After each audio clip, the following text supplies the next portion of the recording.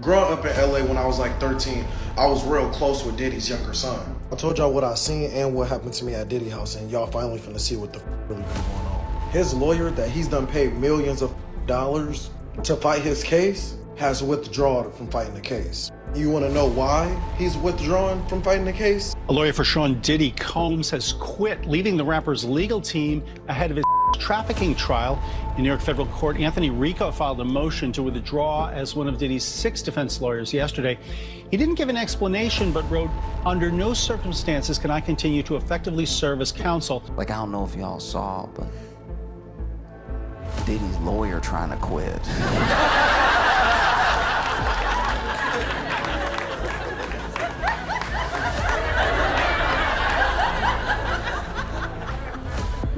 Okay, Diddy. If you're not familiar, Diddy is gonna be buried under a prison, but. Hold on to your seats, folks, because it looks like the tides might finally be turning for Sean Diddy Combs. In a shocking twist, one of his top lawyers, who once famously defended Osama bin Laden, has called it quits. Yes, you heard that right. The same legal mastermind who stood by one of history's most notorious figures has now decided he wants nothing to do with Diddy. While the hip-hop mogul still has 5 other lawyers on his payroll, this departure is not the kind of PR he needs right now, especially with the firestorm of allegations swirling around him. Attorneys is trying to withdraw from the music artist trafficking case. Anthony Rico filed notice last week that he no longer wants to represent Combs, and he did not give a reason other than saying, quote, "Under no circumstances can I continue to effectively serve as counsel." Rico has not shied away here from high-profile clients, including represented a terrorism case involving associates of Osama bin Laden and Al-Qaeda and New York City Councilman Larry Seabrook during his corruption trial. Chief Legal Analyst Khalif Rose now joining us. What would you make here? What would you think an attorney would want to leave such a high-profile case? We can jump to a lot of conclusions, right? You can say, wow, he's represented all these crazy folks in the past with checkered backgrounds. Why would he not want to continue to represent these folks? I tell all my clients this when they meet with me, that this type of engagement is a relationship. It's where if you're asking me to represent you, it's a meeting of the minds. Yes, it's contractual. Yes, I'll send you a retainer agreement. Yes, you'll exchange funds. But when we remove all of that, it's, do you really like me? Do I really like you? Do I feel comfortable? Trust, yeah. Do you trust me? Do you feel comfortable with me advocating on your behalf? Do I feel comfortable advocating on your behalf? And if we come to a meeting of the minds, which I'm assuming they did at some point in the beginning, then we'd come together, my team would send an agreement out, and then we'd work together. But somewhere during the course of the relationship, things happen, just like in a marriage. Sometimes folks drift apart, and sometimes things are let out during the course of the investigation, or I should say during the course of the representation, where you recognize that, hey, I'm maybe not comfortable going the next mile with this case as I thought I was. He said there are a couple of things, and you have to read between the lines. He said there's 2 things. It's effective assistance, right? Or you have the opposite of that, which is ineffective assistance of counsel. You don't want that as an attorney.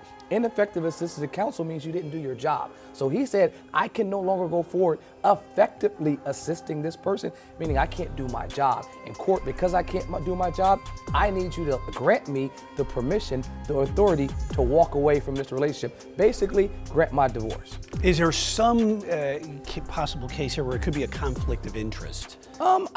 Though that's normally something that you would do before the relationship. You'd say, hey, have I dated you in the past? Have I dated anyone that you know in the past? That conflict of interest is required. You want to have a conflicts check. You want to ensure that you don't have anything that puts you or the client's best interest, I should say your client's best interest in the crosshairs. And so you run down that and make sure, hey, have I represented anyone that you've known in the past? Have I represented someone maybe that's going against you in this matter? And if I have a duty to say, you know what, I can't represent you going forward. Sometimes a conflict may arise that wasn't disclosed in the beginning. Then you're saying, you know what, you didn't tell me this in the beginning, and now you're bringing this up, I gotta step away. There could have been a number of things that have happened, but if I'm gonna gamble on this, I can guarantee it heads more on just the relationship deteriorating. That irreconcilable differences that you see with divorces is something that you see with client representation all the time. And could it be a possibility where the client doesn't want to listen to the attorney? That also happens as well, but again, that deteriorates the relationship. If I'm constantly saying, saying, this is the strategy, this is where I think we should go. And I have a client that's saying, you know what, I don't really agree with that. I want to go a different direction. It's always the client's decision. But I'm going to lay the roadmap. And if I recognize that this client is not listening to any of the advice that I'm giving, sometimes that's time for you to say, you know what, let's part ways before we get to trial, before we get down to this jury selection. Because once we get to this part, there's not a judge in America letting you step away from the case. Certainly a high-profile case when you're talking about Diddy Combs right now. All right, Chief Legal Analyst Khalif Rhodes, thanks. Hey, yo, you know who we haven't talked about in a while? Diddy. So let's take a trip on over to prison and see what's all going on. Now, for those of you that don't know, Diddy has a problem. He's going on trial in May for doing terrible things, all revolving around him forcing people to watch Netflix. If you don't know what that means, look in the comments. But see, Diddy's crimes are so bad and they span over so many decades that he had to hire a legal team of 6 different people that all specialize in different things. And of course, Diddy can do this because he has so much money. Now, one of his lawyers, Anthony Rico, just recently quit. Now, to be more specific, Anthony Rico, one of Diddy's lawyers, filed a motion to quit, saying, under no circumstances can I continue as counsel for Sean Combs, meaning I can't keep working with Diddy. But your lawyer can't technically just quit on you, so he says a few other things. He says, look, Diddy's gonna be fine. He got 5 other lawyers. For 1, boy got to start at 5. For 2, look, I talked to the head lawyer, this guy, Mark Agnifilo. I told him the dealio. He said, okay, away you go. Ooh, okay, but really though, Anthony Rico, again, the lawyer who left, said, I can't keep working with Diddy. He has other lawyers, he'll be fine. I talked to the head lawyers, he said, all good. And by the way, I can't tell y'all why I'm leaving because that would violate attorney-client privileges, meaning that he would have to say things about Diddy's case to explain why he's leaving. So he can't explain. But let's get to the million-dollar question. What exactly happened to make this high-powered attorney jump ship? Did something behind the scenes make him go, enough is enough?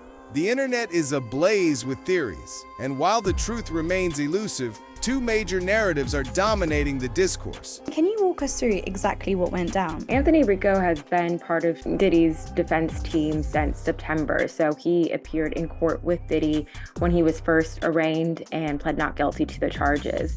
And Anthony has been kind of this almost kind of public kind of support figure for Diddy as his lawyer. In court, he stands up and points out that Diddy's, children have traveled long distances to be there. He sits next to Diddy, during the hearing, they're talking, they're laughing. So they seem to have kind of a more personal relationship maybe than with, Diddy's other lead defense attorneys who are kind of the ones up in front of the judge. And this past week, he just suddenly files a motion saying that he's withdrawing from the case. And there's not too much detail given, but clearly there was a fork in the road about, something having to do with this case. And he says, like he heard that under no circumstances can he effectively serve as his defense counsel. Now, some of the terms are a bit confusing. There's like lead counsel and then defense counsel. Sean, he's not his lead counsel. So is this really that big of a deal? No, and those are all misnomers. Lead counsel, so forth. It's just because they all do the equal amount of work. When they say lead counsel, what ends up happening is if you're in the middle of the court, you don't want 3 lawyers talking at the same time. So they basically said, you'll talk is all lead counsel means. So if there's an objection or something of that nature, that will be the person talking. So that really is a misnomer, lead counsel. Do I think it's that big of a deal? Yes and no. Legally, I don't think it's a big deal at all. But I always tell people lawyers get off of cases for 3 reasons. 1, Mr. Green has not made a gratuitous appearance. You haven't been paid. That ain't this situation. You can assure that. 2, what'll end up happening is if the client insists on lying. Like if a client says, I want to lie or something of that nature. And I don't think it's that situation because we're not even to the point where Diddy is going to take the stand and there's avenues if your client wants to lie and insist on you suborning perjury. 3, we just can't get along. And that is almost always what happens. I've said since day one, I think they're trying to case way too quick. They haven't asked for 1 continuance yet. There are terabytes of information. I cannot see that they could possibly be prepared by the time the May term comes. And it could be the possibility the lawyer just said, I don't want to do it anymore. I really think it means we're not seeing eye to eye, whether it's Diddy or other folks on the team, we're not seeing eye to eye, and I can't go any further. So he's definitely not said anything about Diddy's perspective. He said that there'll be no lapse in representation, as Sean Combs will be continue to be represented by 5 other attorneys of record.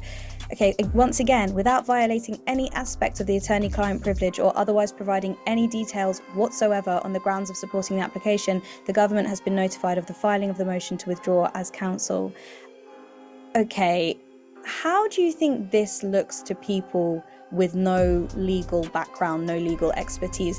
I think people have taken it as bad. You know, when a top attorney quits your case in the language used, under no circumstance can I continue. I think people are just pointing at that and say, he can't defend him, you know, and making their own assumptions from there. There have been kind of reports circulating, kind of to what Sean said, was that it seemed like there was a breakdown between Diddy's attorneys about going to trial in May, and that, you know, Mr. Rico wanted to kind of postpone it because there is so much information here. So that's kind of been the attitude or the shift out there. But a lot of people think this looks bad for Diddy. They think it's like almost an admission of guilt from some of the things that I've seen, which of course is not the case. Yeah, the language that's used out there, you know how it's going to get picked up on. We know what the court of public opinion feels, and we know how information travels. Could he not have said something like, for personal reasons, or would that not fly with a judge? That would not be anything dealing with anything whatsoever, because the court, if you write down, I want to be off for personal reasons, the court's going to ask what those personal reasons are. That ain't the scenario. I think the filing in and of itself was possibly wholly unnecessary because, as mentioned, 6 attorneys. Realistically, he probably wasn't going to have a big trial roll because they couldn't have gotten along. He just didn't have to show up. We file these a lot of times because what ends up happening is we want to make sure, one lawyer, one client, I'm asking to be removed. This guy needs a new lawyer.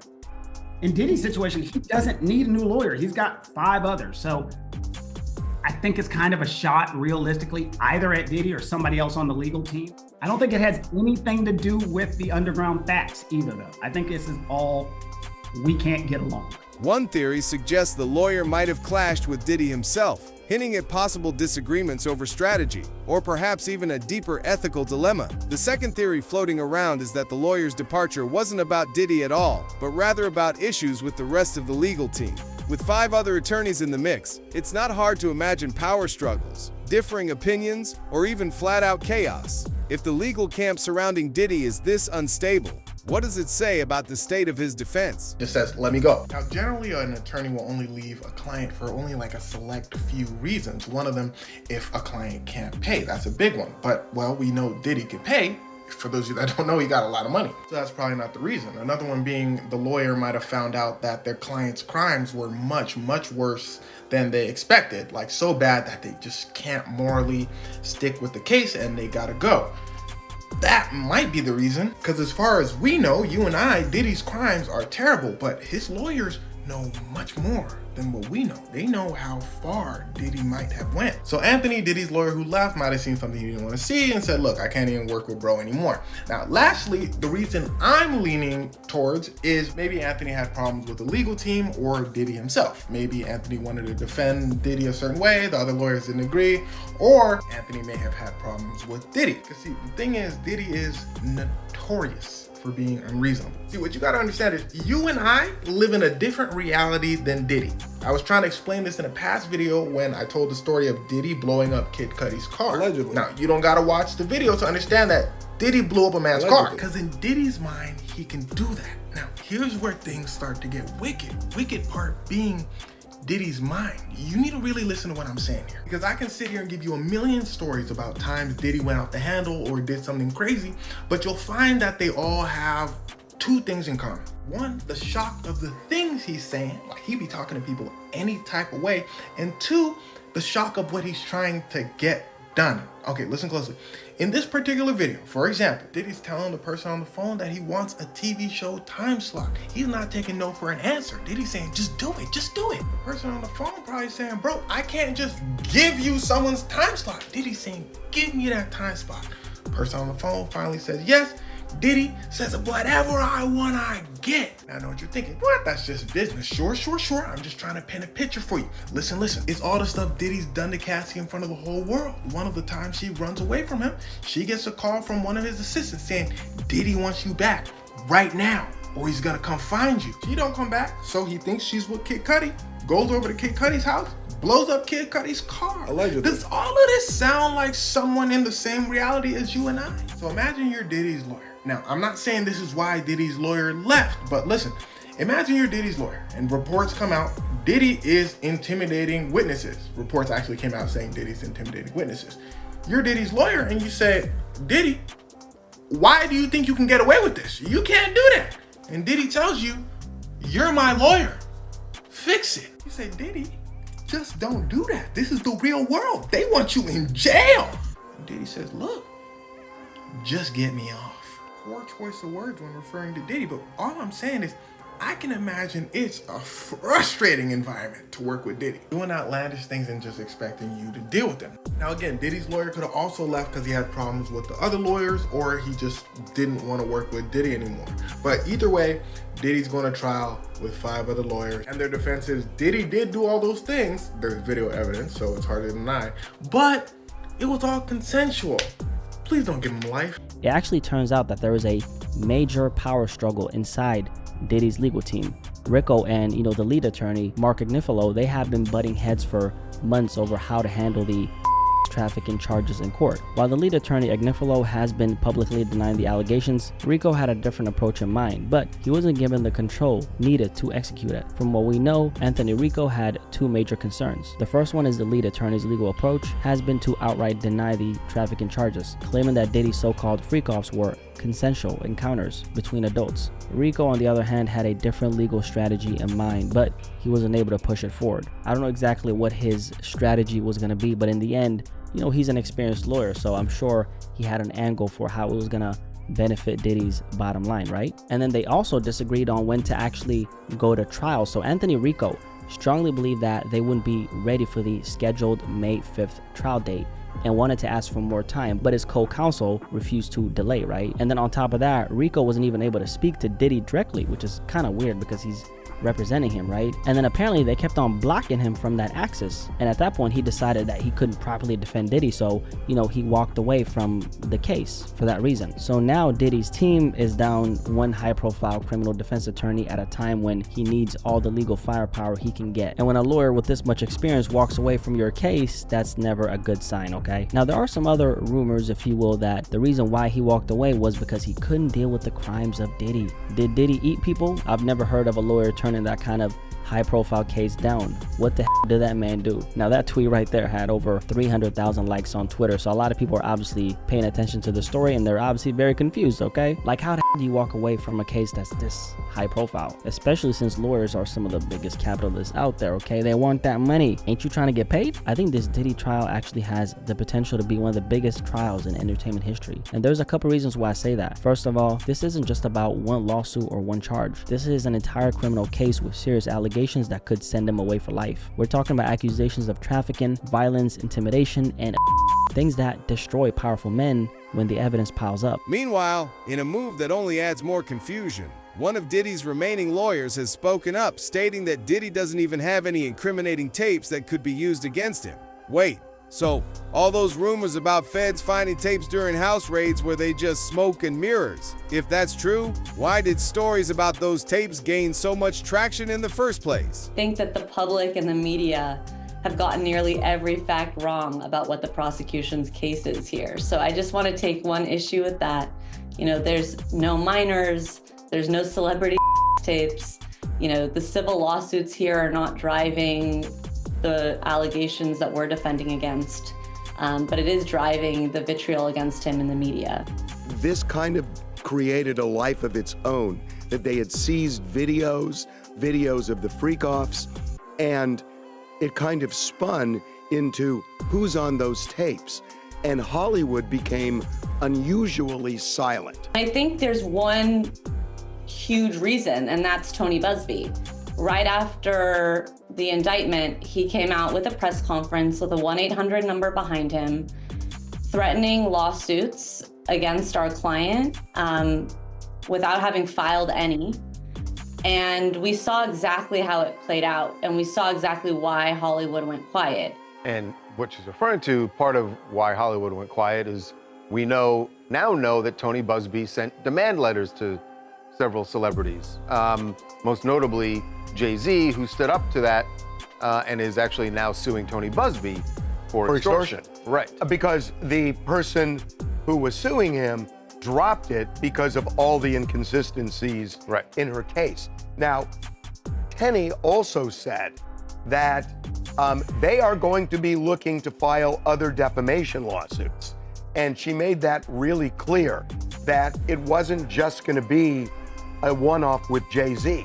Well, hold on, because Jay-Z is suing him, but she's not representing Jay-Z. She's saying that Diddy is going to file defamation lawsuits against some of the people who are making allegations out of court. Now, Tony Buzbee, by the way, you just mentioned something. When we did one of our earlier Downfall of Diddy documentaries, we had Tony Buzbee on. And I asked him specifically, is the game here to go to high-profile people like a celebrity and say either settle or we're going to file a lawsuit which effectively will ruin your life and your career? And he kind of said that's the drill in civil litigation. So he was open about that. She does not abide by that. Yeah, look, I think this is what we're seeing here played out in a very public way, is what happens not publicly every day in this country. Our system is set up for this, right? You have plaintiffs' lawyers who try to exploit every possible vulnerability of the defense, including by threatening to file lawsuits that may or may not be fully fleshed out. And if you force them to prove their case, they're going to say, you're going to be really embarrassed if this comes out, therefore you might as well just settle up. And then on the other hand, you have a defense lawyer who is putting her client's best foot forward here to try and not only in this case win the court of public opinion, but also to lay the seeds with the plaintiff's counsel that this is not going to be quite as easy as you think, and you better be prepared for war. So I think in having this discussion, we've kind of done exactly what Tenny and I think Mark Agnifilo would say, is that we're melding the civil lawsuits. And that's what Tony Buzbee is about. Right. Tony Buzbee is the civil lawsuits. The conversation that you get into more on the podcast with her is also about the actual criminal matter. This is the federal indictment against Diddy, and that's what she and Mark Agnifilo are defending Diddy against the U.S. attorney for. That's right, and there are so many allegations civilly with minors, with and a lot of other things. That people think that the U.S. attorney has that. And they think that it's not. They're separate. There are 3 victims, alleged victims, in the federal case. Now, Cassie and 2 others. Right. Now, I don't think we should downplay to make it seem like, oh, well, if that's all that he's facing. I mean, in the criminal case. Right, but I'm saying take away all the civil lawsuits. He's still facing a lot here against the government. Oh, he is. As far as these criminal charges. He is. And yes, you're right. It is only at this point 3 victims that the government has named, but it's not. Those 3 victims are enough to send him away to prison for a long time. Right. If the government wins. If the government wins. What we haven't heard is what is the defense that they will mount against the 3 victims? Are they going to argue it was consensual? Are they going to argue that it's racial? Are they going to argue? Well, we know they're going to argue it's racial. I said that. You're going to get in the consent issue too. Yeah. Are they going to argue that to call this racketeering when it's basically looking at what goes on in somebody's bedroom pushes the law so far that it's like a rubber band that breaks? Now, I'm not saying that's going to work or not work, but they're going to put up a fight. They are going to put up a fight. The remaining lawyers appear to be circling the wagons, vowing to fight for Diddy and confidently asserting that he'll be out soon. But is this genuine confidence or just a desperate attempt to project strength amid a crumbling defense strategy? The legal world is no stranger to controversies, and right now, it feels like we're in the middle of an elaborate game of smoke and mirrors. Why is that not a fair outcome? What he did here is on a magnitude of unlike anybody else you could imagine. A week after those public searches were televised, he gave us his passport. His children gave us his passport. He then paid off the mortgage entirely on his Miami home, $18 million. It's instructive that he's gonna have a bail package ready so that if he was arrested, he would have something ready so that he could get out the next day and show the judge he's taking this very seriously, which he is, which is why 12 days ago, Chris, when we thought there's an indictment that may be coming, he flew to New York the very next day. And that's an extraordinary move for a defendant who's been under investigation that he's been aware of for at least 6 months. He has done everything somebody under investigation can do. I can't think of anything else that he could have done. He's fighting, he's innocent, and he's gonna be able to show it.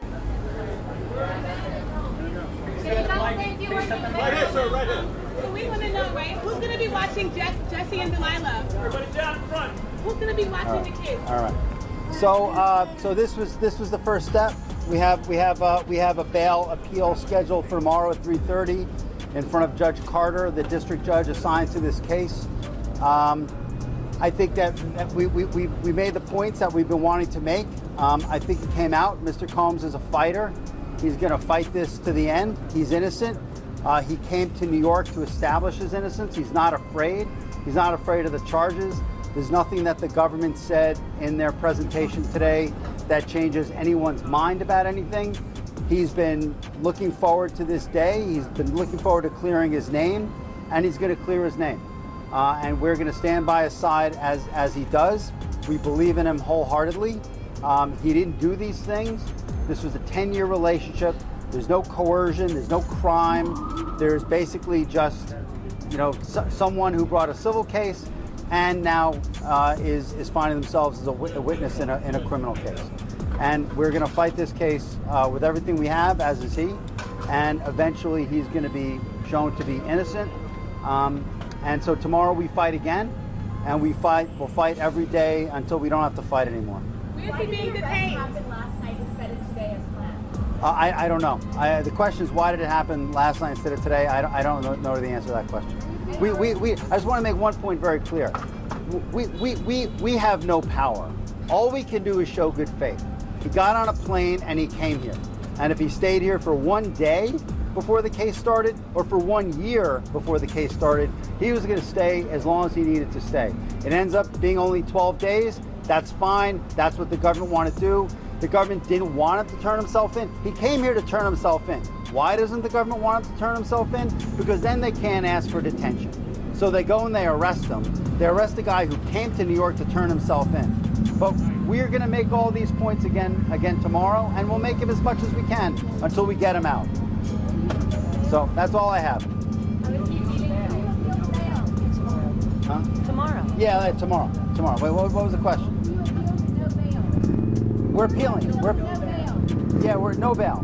He's detained. We're appealing it. Oh, I'm sorry. We're appealing the decision to hold him without bail. Tomorrow at 3:30. 3:30, same place. Will he be here? Bail appeal. Bail appeal tomorrow at 3:30, same courtroom, different judge. He's doing fine. He's a fighter. He's a fighter, and he's going to fight this. All right, I'm going to go. I don't get into that stuff. Okay. How are the twins? Are they doing okay? You said the police were working with you on this case. You wanted to get the report. We talked about this. You said things were going smoothly, but now it's not. So when did that change? Last night, actually, I got an email from them, the county, not the city police, that then said I needed a subpoena to get the records, which I think we all know about Freedom of Information Act, which requires a public information be given freely. That's why it's a federal law. So I've never experienced in any situation where I have been told I needed a subpoena to get public information. I was floored, I was shocked, and it was apparent to me that some type of cover-up is going on. The Orinda police are in violation of federal law, and I will make sure if they want to be the next facing a lawsuit, they can be the next. So what do you think? Is this a sign that Diddy could potentially be saved? What's the real reason his lawyer quit? Let us know in the comments below. And if you like this video, hit that subscribe button so that you never miss out on any new videos. Until then, fam, keep it real.